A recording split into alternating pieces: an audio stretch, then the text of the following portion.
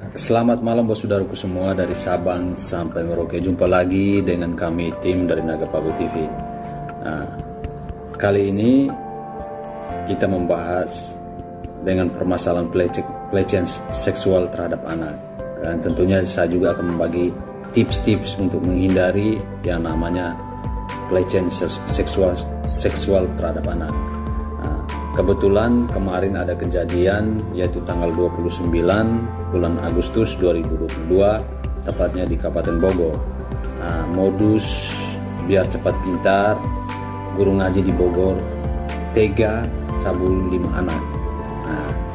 Untuk itu saya tidak membahas yang lebih dalam berkaitan dengan seorang guru ngaji yang melakukan pencabulan terhadap anak, tapi saya hanya memberi informasi kepada bos saudaraku semua dari Sabang sampai Merauke bagaimana cara kita mendidik anak agar terhindar yang namanya pelecehan seksual terhadap anak kita.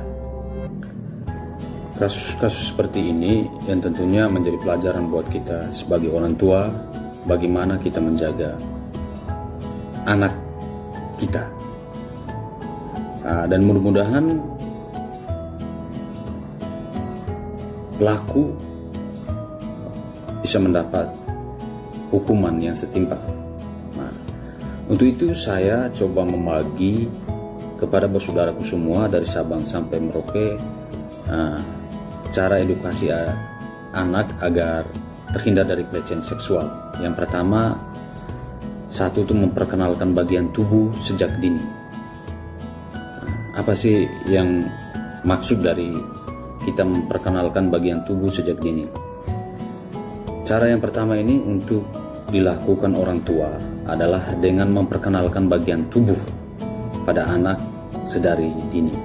Hal ini bertujuan untuk mengajar anak apa arti dan fungsi sebenarnya dari bagian tubuh, terutama organ reproduksi yang dimiliki anak. Namun, penting bagi orang tua untuk menggunakan kata-kata yang pantas dalam menyebut bagian tubuh anak. Hal ini bertujuan agar anak mengetahui arti dengan benar, sehingga dapat membantu anak berbicara dengan jelas jika terjadi sesuatu yang tidak pantas. Itu poin pertama.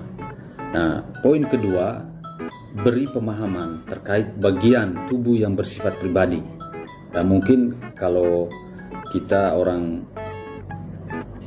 timur, ini hal-hal yang agak sensitif karena dengan budaya kita. Tapi kalau untuk memberi informasi kepada anak yang keterkaitan dengan bagian tubuh yang bersifat pribadi itu penting. Anak itu harus bisa mengenal supaya dia bisa tahu hal yang pribadi itu adalah hal yang tidak perlu harus orang lain lihat atau orang lain tahu. Anak juga perlu diberi penjelasan bahwa mereka memiliki bagian pribadi yang tidak boleh dilihat apalagi disentuh oleh semua orang. Jelaskan bahwa orang tua dapat melihat anak telanjang saat mandi, tetapi orang lain hanya boleh melihat anak dengan pakaian mereka. Namun jelaskan juga bagaimana situasi tertentu seperti saat diperiksa dokter dengan pendamping orang tua mengharuskan anak untuk melepas pakaiannya.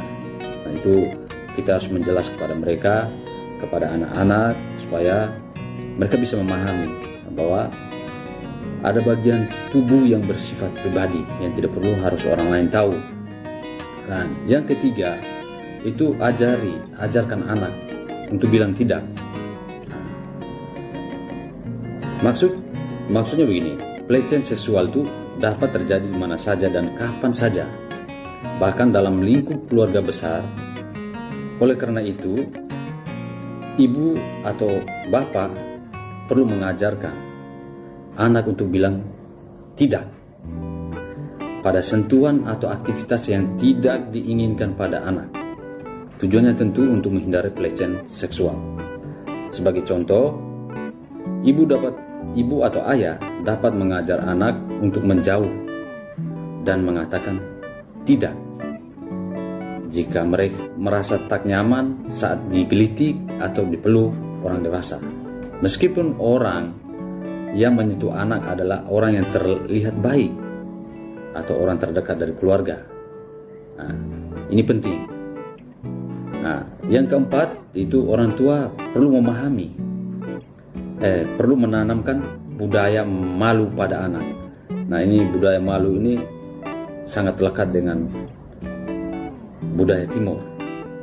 Nah, kenapa penting bagi orang tua untuk menanamkan budaya malu pada anak itu? Agar tidak sembarang menggantikan pakaian di tempat terbuka atau tempat umum. Nah, selain itu, anak juga perlu diajari bahwa tidak ada orang yang boleh mengambil foto bagian pribadinya. Nah, itulah 4 cara untuk mengatasi agar anak terhindar dari pelecehan seksual. Mulai dari memperkenalkan bagian tubuh anak sejak dini hingga menanamkan budaya malu pada anak. Ya, itu tadi informasi dan tips buat saudaraku semua, khususnya kita yang sudah punya anak.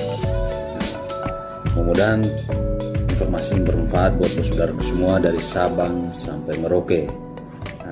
Jangan lupa ikut terus channel kami biar channel kami bisa berkembang dan memberi informasi-informasi yang terupdate buat saudaraku semua.